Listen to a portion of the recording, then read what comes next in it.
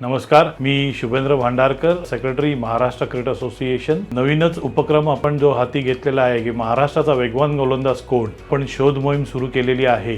त्यामुळे महाराष्ट्राच्या कानाकोपऱ्यातनं आपल्याला सगळ्यांच्या एंट्र्या ह्या अपेक्षित आहे आणि सगळ्या डिस्ट्रिक्ट्स ज्या 21 जिल्हे आहेत आपल्याला त्या सगळ्या प्रत्येक डिस्ट्रिक्टमधनं आपल्याला हजारोने संख्येने लोकांनी ऑलरेडी रजिस्टर केलेलं आहे।